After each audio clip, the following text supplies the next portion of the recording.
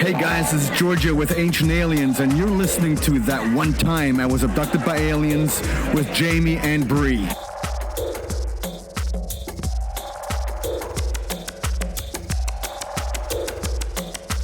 You're listening to That One Time I Was Abducted by Aliens. I'm Jamie. I'm Bree, and we're two sides of the coin. Welcome back to another episode, Truth Seekers and Space Tribe family members. How you doing today, Bree? I'm so great. So happy to be talking to my space besties. Come and vibe in our tribe. We have so much to cover. Vibe in our tribe. All right, Bree, what is our episode about today? We're jumping into the 37th parallel, one that we said we would cover many moons ago, and we finally got around to it. We were actually supposed to record this about 2 weeks ago, and then we ran into some issues with our recording equipment. But I'm glad, actually, because I ended up finding so many more things, and I feel like I'm still missing some things. There's a lot. Yeah, there's a lot going on with the 37th parallel, more than we're going to be able to fit into one episode. Who knows if we'll do a second one. We'll see how far we get in here, but there's a lot going on, and it's all very fucking interesting. It is. It's known as the UFO highway, and it's similar to the 33rd parallel that we've covered, except it's on like alien crack. It's like hyped up. I was definitely gonna say, this is like the 33rd parallel gives me like a lot of like paranormal vibes, like stuff like that, whereas this one is a little bit more true to the UFO nature of its presence. It's on paranormal steroids, basically. Agreed. So let's just start off by saying what the 37th parallel goes through. And I'm going to run a quick list here. Is we got Algeria, Tunisia, Italy, Greece, Turkey, Syria, Iran, Iraq, Turkmenistan, Afghanistan, Tajikistan, Pakistan, the People's Republic of China, South Korea, actually technically the border between North and South Korea. It's kind of like right along that line. Japan, Portugal, Spain, and the U.S. There were a lot of stands. I know there's the very stand area, which is actually kind of interesting to me because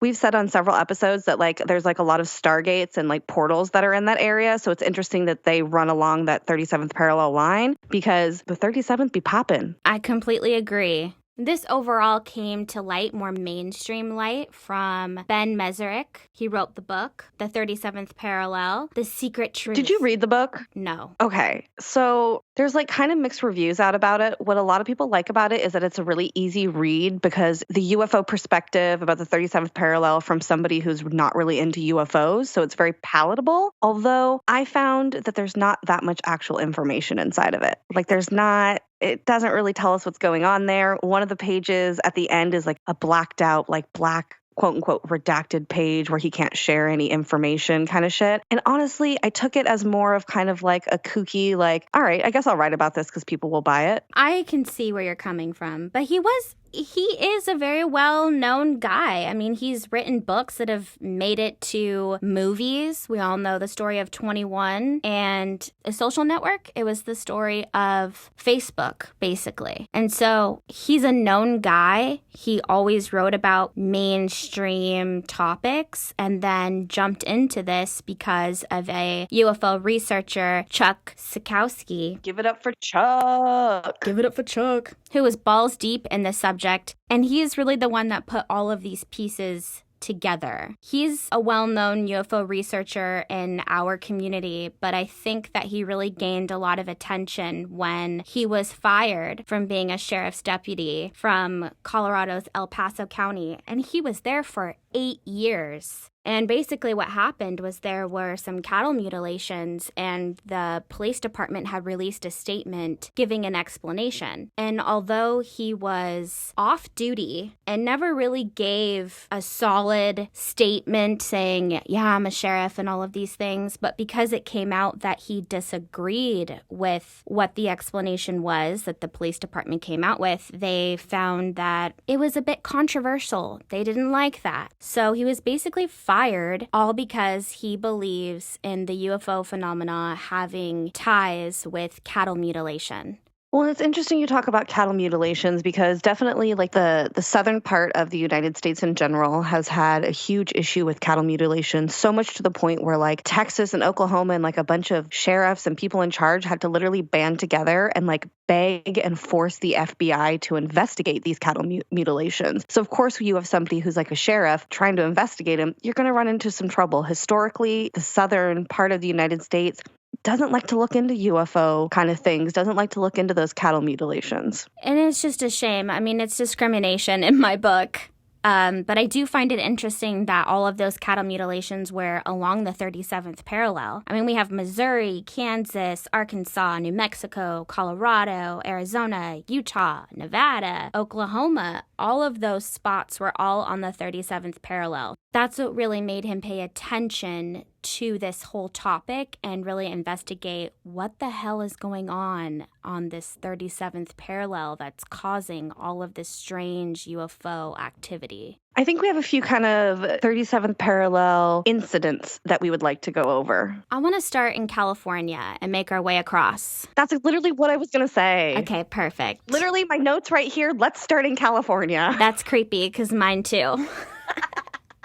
Well, for one, I live on the 37th parallel. Yeah, I was going to say, I looked up your address and your mom's address. You guys are right on the 37th parallel, which actually kind of sort of makes sense to me because we've always like joked about the portal in your mom's backyard. Like, so now like, okay, that makes sense. We're on the 37th parallel. Of course, weird UFOs are going to pop in and out of your mom's fucking backyard. That's true. We've always talked about that, just weird things above their house. And so it does. I mean, I really had no idea until I started looking into like in depth of California for this. And I'm like, holy shit, what? What are the fucking odds? The closest one to home would be the Winchester Mystery House in San Jose. That's very true. There's been a movie about the Winchester Mystery House. A little more paranormal than alien-y. But I think that paranormal and alien, we've discussed this many times, there's ties. They're connected in a way. We have some ghosty stuff and we have some alien stuff. And this is definitely some ghosty stuff. Sarah Winchester, who was the wife and widow of William Winchester, he was the heir to the Winchester Repeating Arms Company and the heir to the Winchester rifle fortune. That was really known to kind of win the West. And so after Sarah's husband died and her daughter, she felt that she was haunted by the spirits that died by the cause of these rifles. She almost became plagued by these spirits. At least that's what she thought. And she was also a spiritualist, so that kind of ties in there. She would have seances at this house, and I think it just fed into her paranoia. She began construction on her house. Not just like any construction. We're talking nonstop 24-hour construction because for some reason this woman thought that the spirits would leave her alone if she just kept building. And she would stagger the work shifts. Maybe the morning shift had no idea what the evening shift was doing, and that was another way of other people not knowing what they were building to further confuse the spirits. And this house, I mean, is very well known in this area. It does tons of tours a year. It does flashlight tours around Halloween. This house is huge. This mansion, I should say. This mansion is huge. You have doors that open to absolutely nothing. So you can just, if you take one step out, you're going to fall down a couple stories. You have hallways that lead to a dead end. She thought that if she built this intricate design, it would confuse the spirits. Maybe they would go down a hallway, take a right, take a left, and lead to nowhere and not know how to get out. Ghost Adventures has done a couple episodes on this. It was actually the only house that they went to where they had to stop their investigation midway into filming. Eventually, they made their way back to the house. And I think their biggest mistake was that they attempted to open a portal in this house that was already well known for having paranormal activity. And that just heightened everything that was going on in that area. So when they returned, they basically were like, sorry, spirits, we're not going to open any more portals. I mean, that's kind of dabbling with the devil anyway, if you're trying to open up a portal in an area that's already paranormal. But I just found it was interesting because I've done a tour of the house and I mean, I was so young, so I didn't really pay too much attention, or I didn't feel any strange vibes. That could also be because I was, with a bunch of strangers and it was the daytime, and so you don't really have a chance to connect to all the weird shit there. But there's tons of stories of the workers there that have seen ghosts. There's a story of one of the workers that used to work on the property. He had died there, and so people have seen him working out in the field or working on things in the house, even though no one's doing any more construction on the house anymore. So I find that very interesting that that's on the 37th parallel. Did you go there in elementary school on a field trip? I most likely. I was because I feel like that's when I went. It was like a high school or like a elementary, middle school field trippy kind of vibe. And this is TMI, but my body decided that I was a woman that day. So. Oh, really? Yeah. Are you fucking joking me? What grade were you in? No, I think I was 14. That's so interesting that you say that. This is wildly off topic, but when I got my first period as well at the fucking Discovery Museum on a school field trip, and I passed out. Not cool. Blacked out because I was in fucking 5th grade. I had no idea what a fucking period was. Yeah. Who knows? Maybe it was the house that did it. Why we gotta be the same and have weird periods on school trips? So fucking weird. So fucking weird. Another place that's not too far from your house, a place that we spent lots of time in, Santa Cruz. Santa Cruz Beach Boardwalk. In the warm California sun. Boardwalk.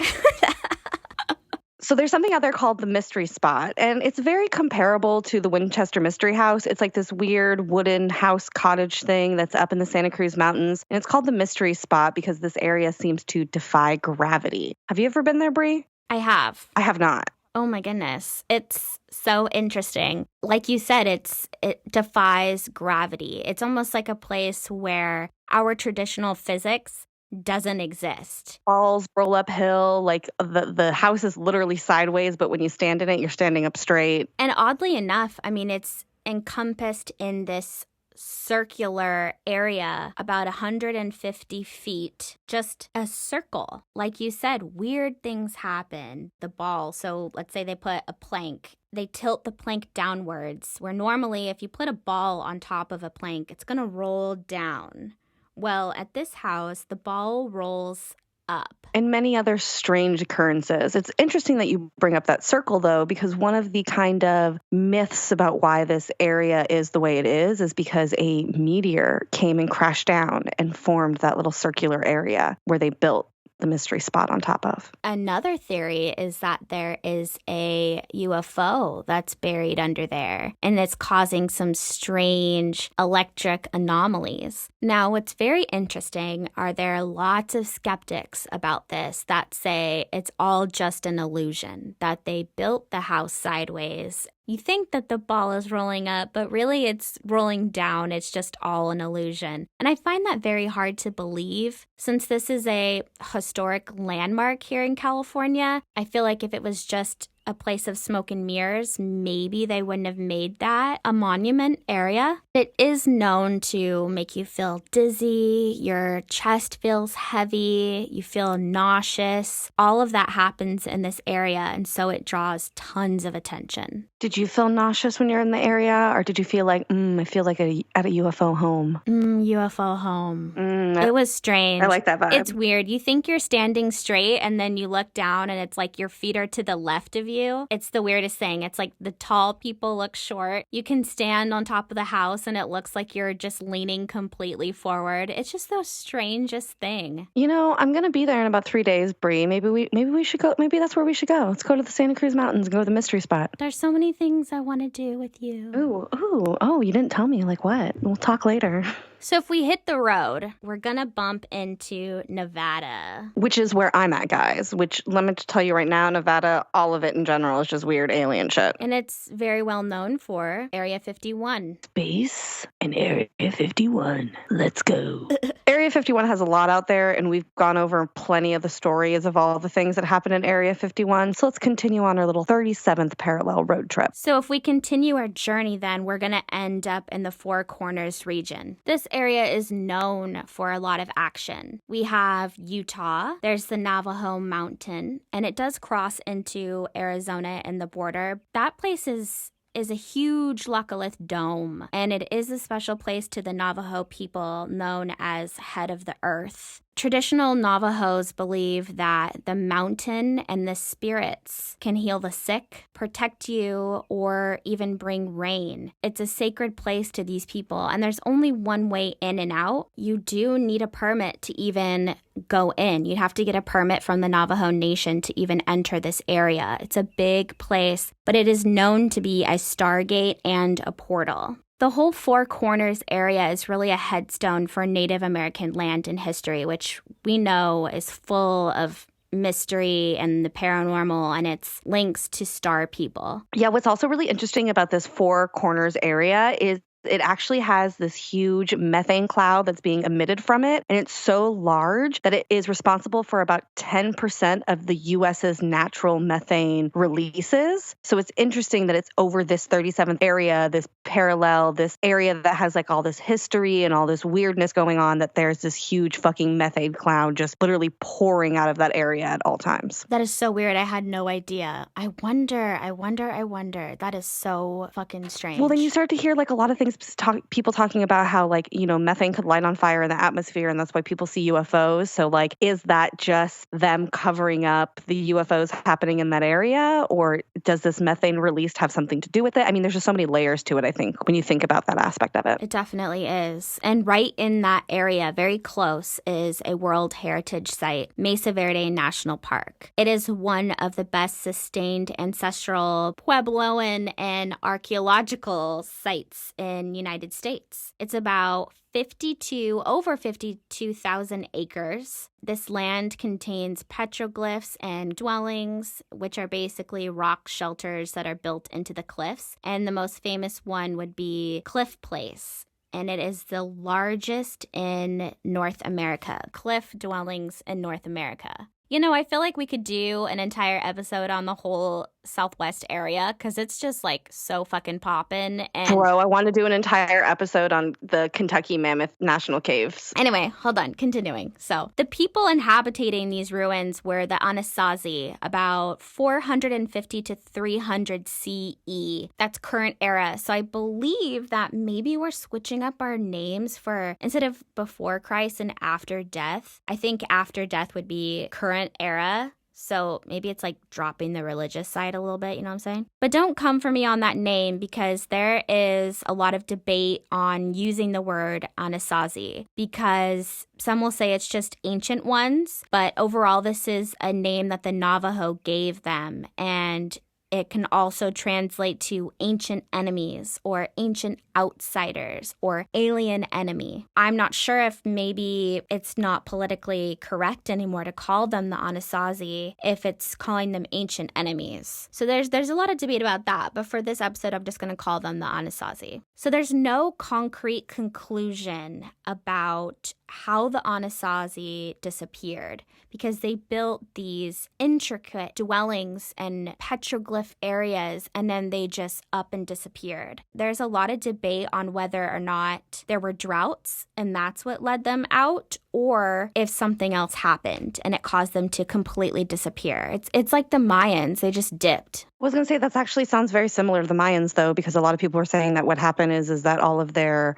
underground water systems dried up, basically making them extinct if some event didn't happen that we don't know about. So it's interesting because it's almost along those same kind of lines. There's also a lot of debate on whether or not they were cannibals, either eating their own people or eating their enemies, because there's evidence in the taphonomic analysis, which is basically just the science of examining bones before death. And they found that there was tons of evidence that indicated that the bones were butchered and appeared to be boiled and roasted. And the burning signs shows that there was still flesh intact while they were being burned. And they also found digested human tissue in the ancient feces. I mean, to be fair, though, I feel like there are a lot of Native American tribes that practiced this cannibalism, especially after battle and things like that, where, you know, they would like scalp them and then ingest their heart because then you're taking on their energies so that you can become a greater warrior and things like that. So I don't think that that's so crazy crazy outside of the realm of like possibilities that they could have been cannibals. Yikes. Well, we could rabbit hole about the Anasazi because they have connections to Shiprock,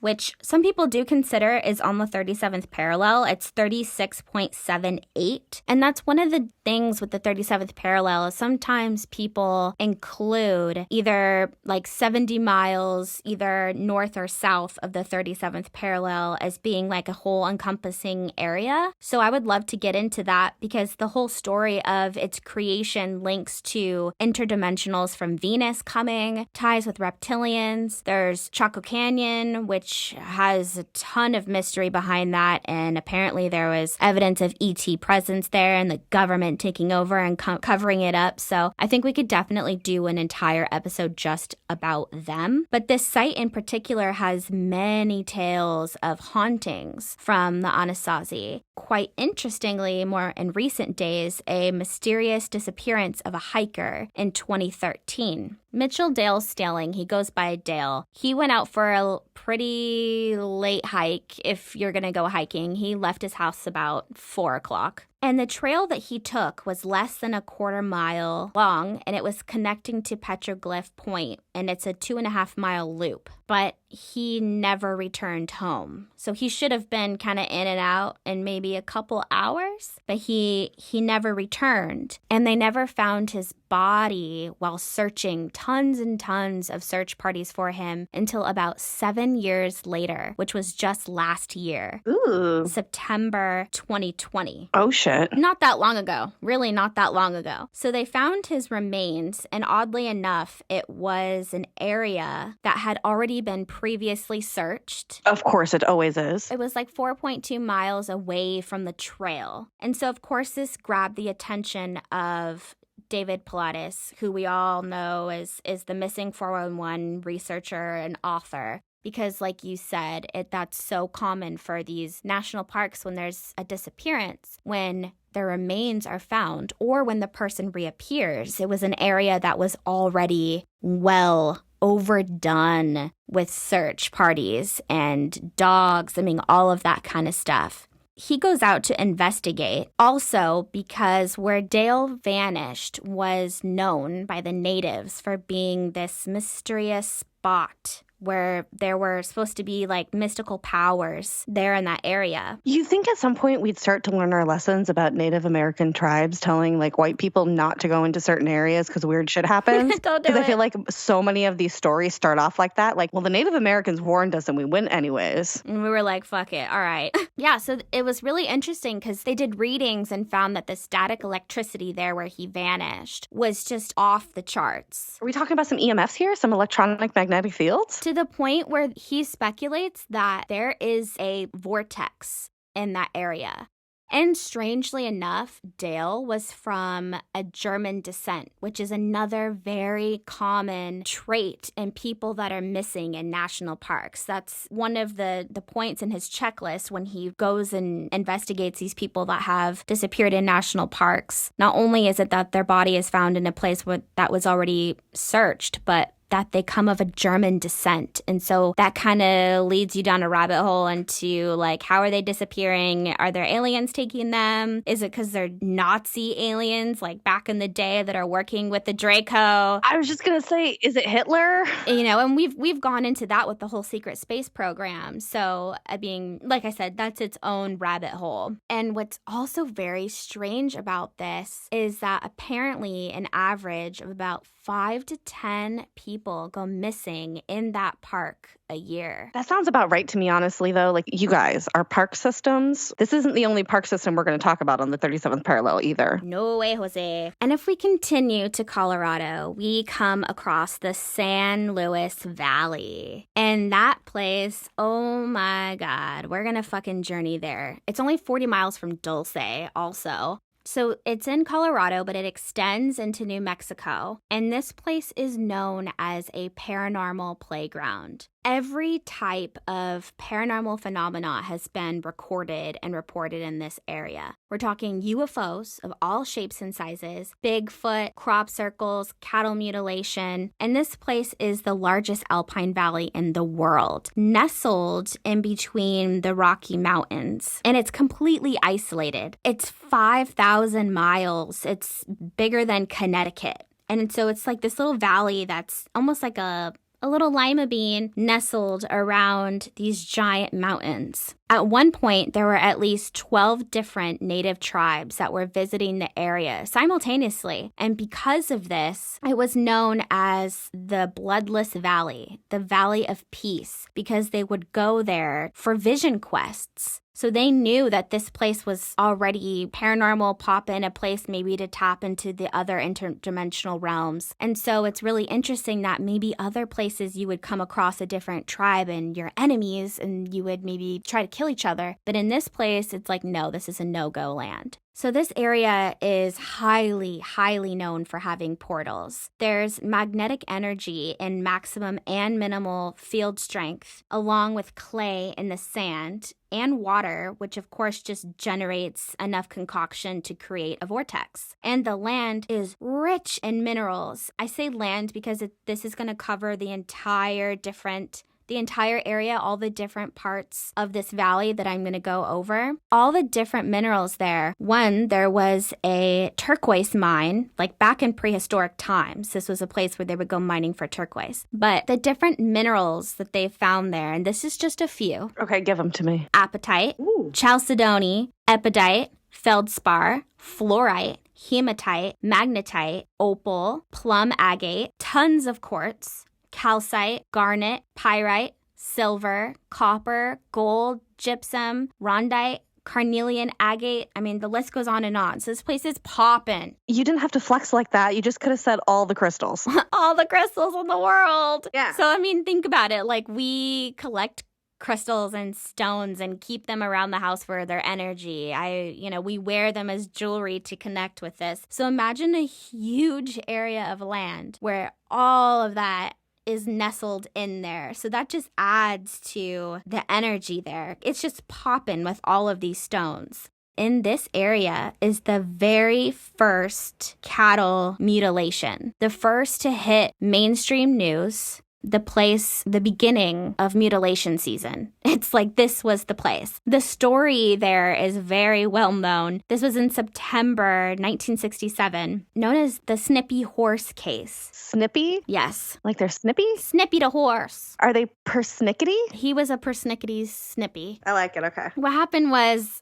So what happened was... The herd of horses came back to the ranch, returning for some water, and they noticed that one of the horses was missing. So then they go out to look for the horse, and when they found the horse, they found him 100 feet from her tracks. So they're following the tracks of the horse, nothing, and then the body 100 feet from her last steps. Like she was picked up and yeeted, like yeet. They yeet the horse for sure. The skull, the neck, the shoulders, everything was gone besides the bone. The brain was gone. They also couldn't find any trauma to any of these bones. They couldn't find any trauma to the skull. They couldn't even tell where the heart and the lungs were removed. There was no signs of how this happened. And the birds wouldn't even fly by the carcass. You would think they'd be like hungry vultures coming by. They wouldn't go anywhere near this body. Also, what was very strange was that the nearby bushes where she was found was flattened. It was flattened down,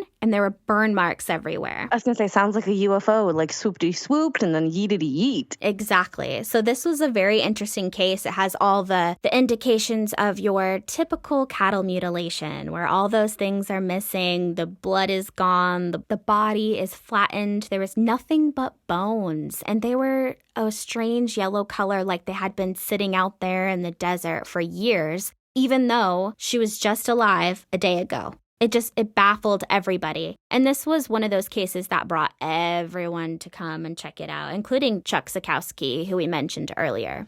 The Rocky Mountains that are bordering this valley is the Sangre de Cristo Mountains, which stands for Blood of Christ. These mountains are supercharged. Some of the well-known areas that you'll find there are the Great Sand Dunes, which is the tallest in North America. The base to the top, it's about 800 feet, give or take. And it is 98% pure silica, like almost 100% glass. It's about 50 square miles of billions of tons of sand. And so they surveyed the sand because they're like, where the fuck is this coming from? This is like a rocky area. There's forests. Like, how did all of the sand just like show up? So they surveyed the sand. They drilled from the highest point all the way to the bottom, and they hit an ancient forest. So they hit wood. And because it's organic matter, they were able to carbon-14 date it. And they found that the wood was only 11,000 years old. Humans have been coming to the valley before these sand dunes even showed up.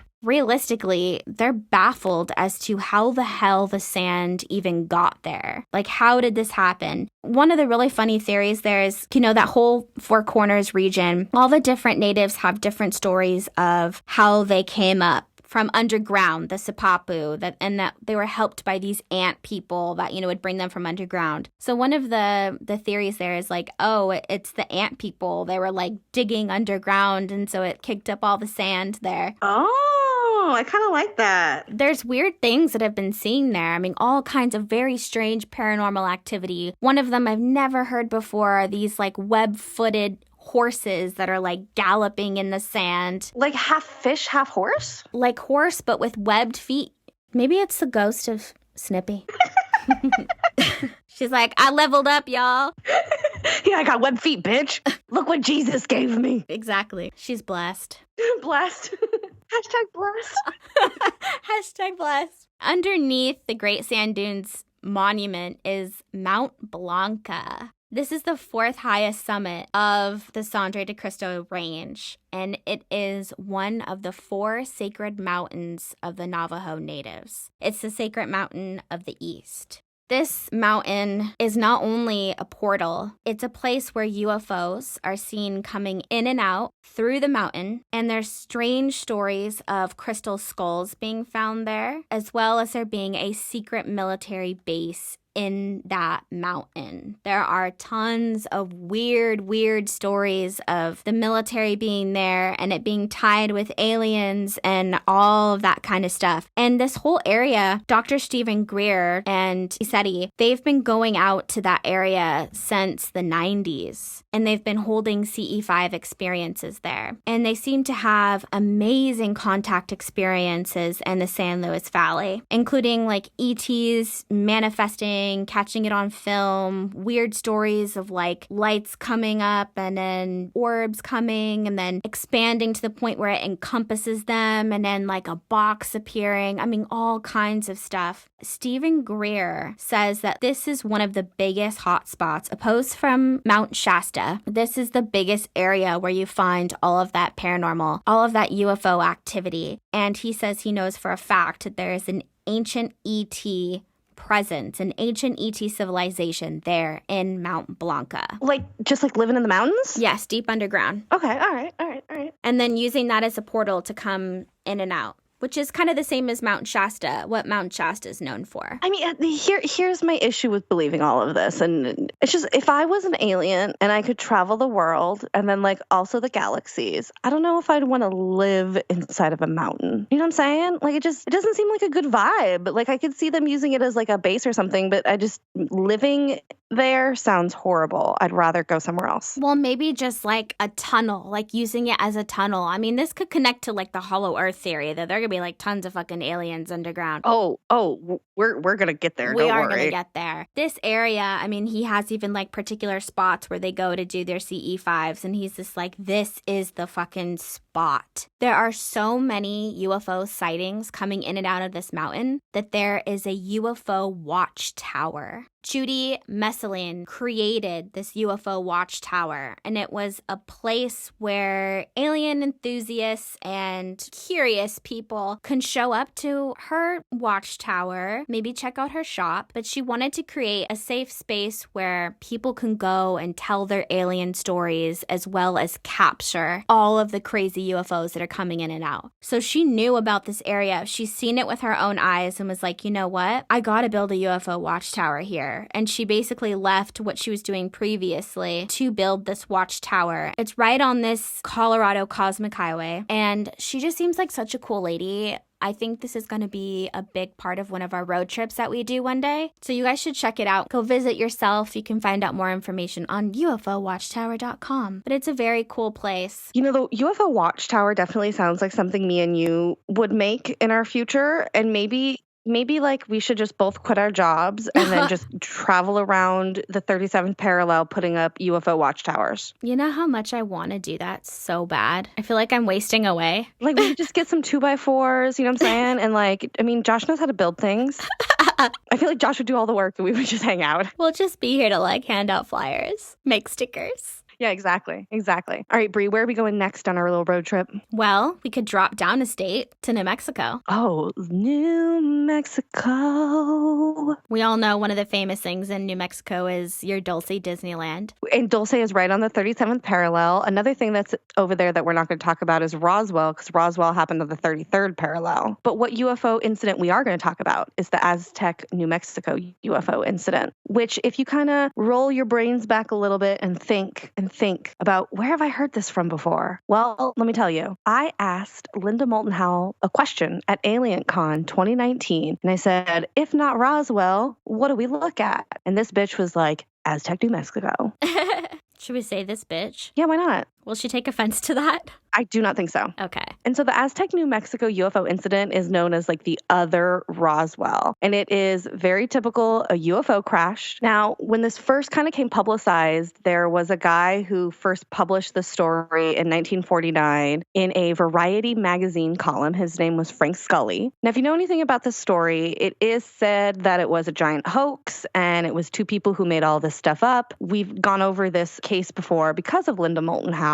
But in 2013, an FBI memo claimed that some of the ufologists were right about the crash and that some of their stories and stuff were dismissed. So a lot of people came out after 2013 being like, haha, joke's on you guys. This can't be fake because why is there an FBI memo about it? And it's a picture that you can find all over the internet, this memo. You can go and read it yourself. So it's very interesting that we have very similar to Roswell almost in a sense where like years later, you know, more information comes out and then we're like, okay, wait a minute. Did this really happen? And interestingly, I mean, they're only 8 months apart. So it's weird to me that we don't know too much. Or it's interesting that it's not as known, as talked about. Well, you know, what's interesting to me is, you know, the similarities between the two stories. There's lots. So very interesting that we have another well-known UFO crash on the 37th parallel. And if we continue down, we kind of find ourselves in a little bit of Tornado Alley territory, which of course has its own scientific explanation, but it is interesting for that area because if we jump into Kansas, tons of cattle mutilations have been known there. And then in that area, Oklahoma, Missouri area is the Joplin Spook Lights, Hornet Spook Lights, Ozark Spook Lights, Tri-State Spook Lights. It's known for all of that. This also goes along where the Native American Trail of Tears is. And so that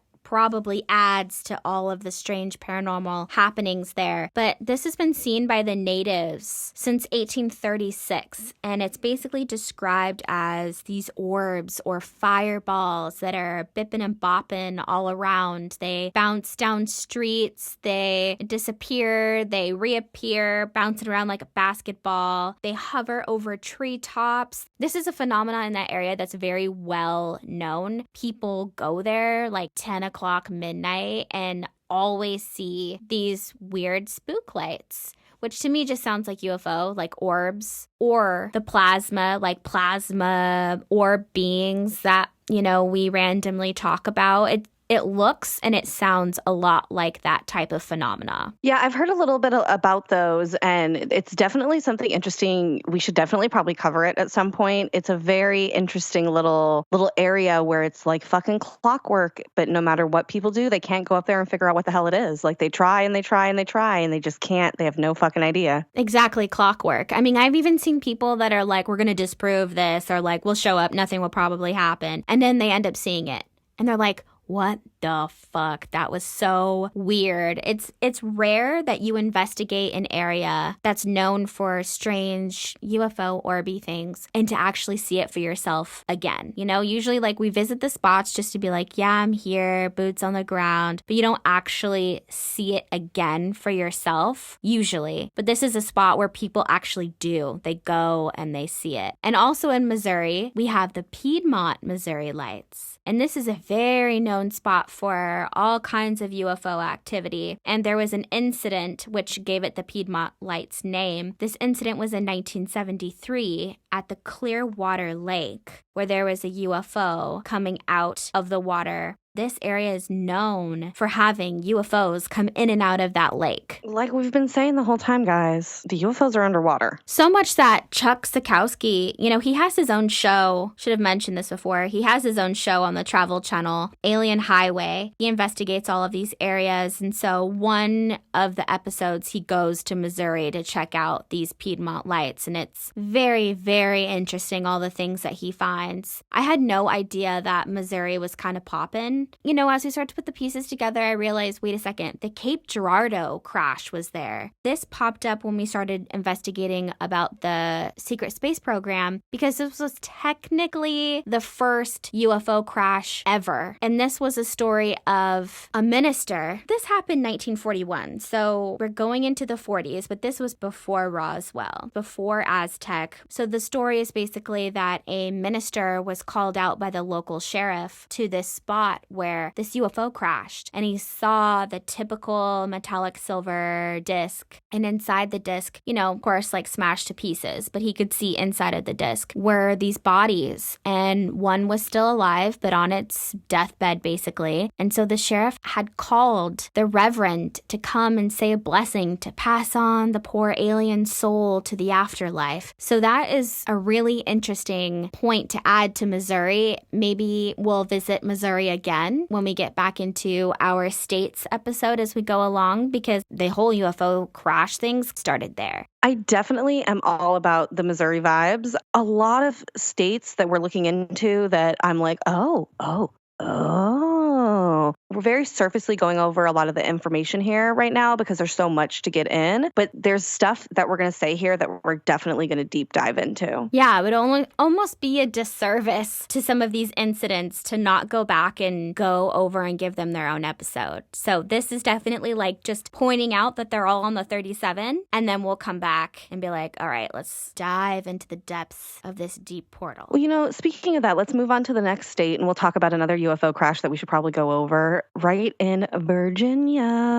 I had no idea anything happens in Virginia. Oh, we have the Nash Fortenberry UFO sighting that happened July 14th, 1952, where it was two commercial pilots, William B. Nash and William H. Fortenberry, claimed they were seeing 8 UFOs that were flying in like a very tight kind of like triangular formation over the Chesapeake Bay in Virginia. Chesapeake Bay in general has a ton of UFO sightings, and it's kind of like a hot spot. This case is actually so well known that it was part of the Project Blue Book program, and Project Blue Book deemed it as, quote, unknown. Wow, that surprises me. It wasn't a known natural phenomenon? No, they never claimed that. And I think the reason is because it was these two commercial pilots actively like talking about it as it was going on. I bet you we could probably find the tapes for it. And there was tons and tons of witnesses on the ground who corroborated everything that these pilots were saying. So there was no way that Project Blue Book could say it was anything other than unknown. Oh, yeah. Yeah, we should definitely dive into that. Well, and another just state over, we have the 2000 Southern Illinois incident, or known as the St. Clair Triangle. You know, you say Illinois.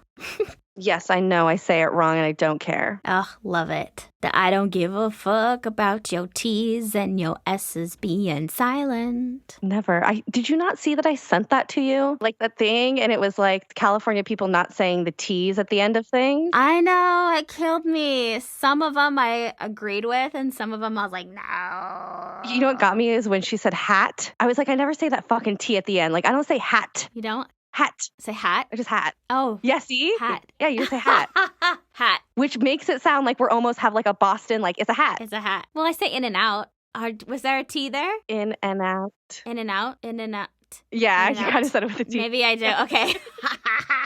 What's another one? She says important. Yeah. Important. I guess important. I was dying. I was like, oh my God, is this what we do? This is why people think we have a California accent, because we don't say hat with the T. We don't say hat. We say hat. I feel called out. I didn't even realize. Because when I watched the video, I was like, no, I don't think so. But then, of course, as I say it, I'm like, what the hell? The hell? Okay, back to it. So in 2000, there was a string of UFOs that flew over several towns in Illinois, so much that it got on the news. People were talking about it. It was inside fucking papers and things like that. Definitely something we should go over. Illinois seems to be a little bit of a hotspot down there in that southern area, so it's very interesting. We've done 2 episodes about them. We've done 2 Illinois episodes. Okay, well, you know what? We might have to go back for thirdsies. Fuck. I know. Who fucking knew? All right, let's visit our last U.S. state, which I think is our biggest and the one we were both the most fascinated with. Talking about motherfucking Kentucky. Kentucky Derby, baby. Kentucky Fried Chicken, baby. Ooh, Kentucky Cluck. Yeah. Kentucky Cluck. What the fuck? Hey, that rhymes again. Cluck, what the fuck? I did. So really, the biggest thing going on here in Kentucky is the Mammoth Cave National Park, which is the world's largest known cave system that still hasn't been explored all the way to this day. I believe there's another 600 miles that they estimate is there that still hasn't been explored. And there's a lot of speculation on whether or not it's even able to be explored, or that there are these particular spots that's blocked off, that they're like, oh, we haven't gone in there yet, or oh, it's dangerous, but really that there are alien beings and civilizations down there that we don't want to come across. Kind of like with Dulce, kind of like the story of Phil Snyder in Dulce, how, you know, they go way down into the underground where there are these Draco reptilians living there, and then they had that famous firefight. That's the kind of vibes I got, that there are like maybe not so friendly ETs down there, and it's like, hey, you can explore the cave, but only to this area. These cave systems are very interesting, and there's a lot of theories that come up around it. So one of the theories that I heard about these cave systems, which I'm actually kind of into, is that these cave systems are actually an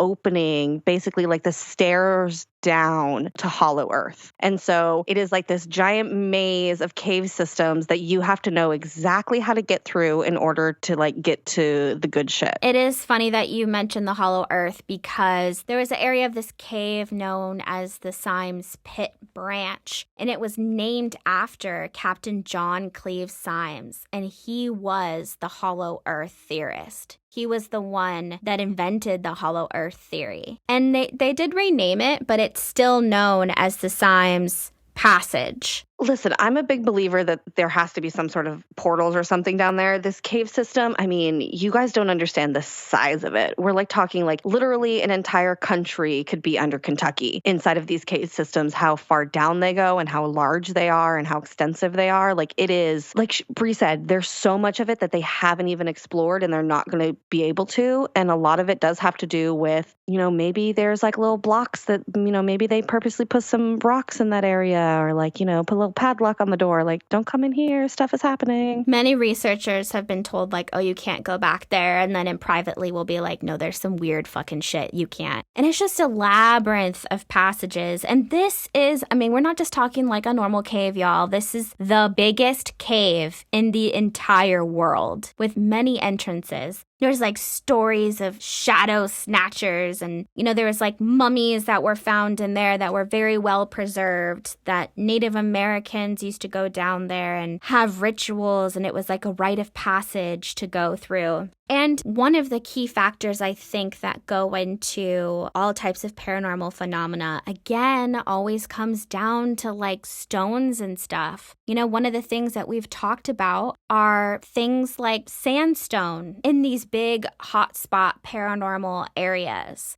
And one of the 2 biggest stones found there is limestone, also quartz. So like the limestone has these particles of quartz, which obviously is a major component in portals and vortices and major energy zones. But there's also sandstone, which is also known for metaphysical properties. It's referred to as the Earth Energy Stone. It connects you with the cosmos. That's what it's known for. So it's already like a really great start to paranormal activity and the cosmos and all of that kind of energy. There's also formations of gypsum, which is a variety of selenite. So this place is just packed already with ancient world. This was formed 330 million years ago, and everything in there is just like energy, energy, energy, and then deeper to the earth. And there's got to be even more energy of earth the deeper you go. Like that would only make sense to me. Like you're getting closer to the root chakra of the earth. Like you could feel the heat coming off of it.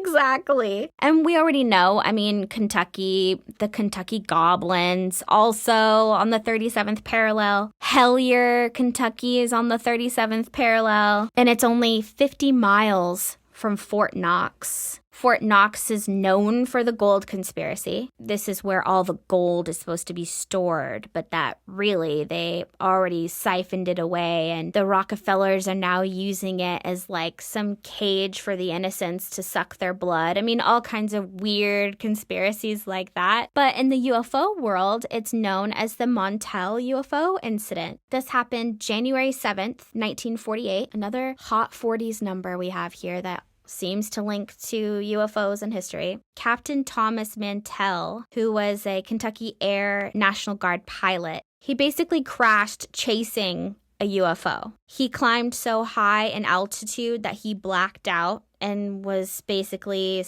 fighter plane was sent spiraling down. And we've already gone over this before. Project Blue Book investigated this incident. They came out, of course, a weather balloon that seems to be the hottest explanation in the late 40s was like everything was a fucking skyhook balloon. But even though the object was seen by 3 people at Fort Knox in the control tower, they're the one that sent Thomas after the UFO, you would think they would at least know it was a weather balloon. And then another explanation was like, it's just Venus. You're telling me he was chasing Venus with his plane? I mean, come on. Of course, a story we've already covered, but that story is also on the 37th parallel. I mean, I am Venus. I am fire, your desire. So you could chase me. Yet again, another UFO incident right along this 37th parallel that we have covered. You know, something that we don't do pretty often, Bree, is we don't talk about too many overseas UFO cases. So I'm going to give you just a few of them to end this episode with about some of the stuff that's over there on the 37th parallel. So I did make this comment before that it's the border between North and South Korea, which I find very interesting because a lot of really weird, horrible, fucked up shit happens at that border. So it makes sense that it runs along the 37th parallel.